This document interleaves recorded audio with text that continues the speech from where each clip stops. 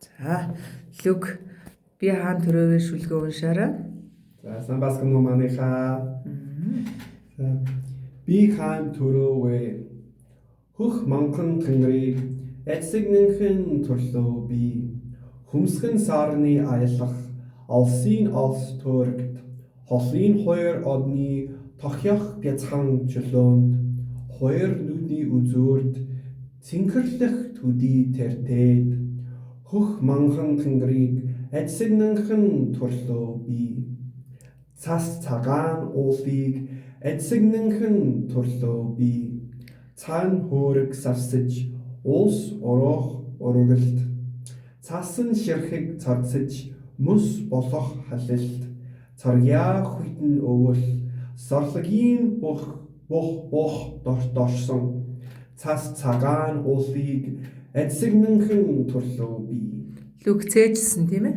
За одоо илээ цээжэр уншия. Тийм үү? Тий, хөх манхан тэнгэрийг эцэгнэнхэн төрлөө би. Холын хоёр одны үгүй. Хүмсгэн сарны аялах алсын алс төрөгт холын хоёр одны тохьёох бяцхан чөлөөнд холын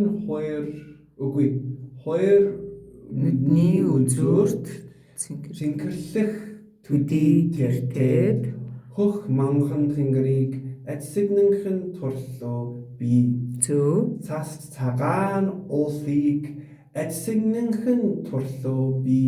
Цаан хөөрөг савсаж улс орох оргилд цасан ширхэг царцаж мөс болох халилт. Тэгээд царьяа хүйтэн өвөл сарлагийн бох дорсон цас цагаан уулыг эцэгнэнхэн төрлөө би.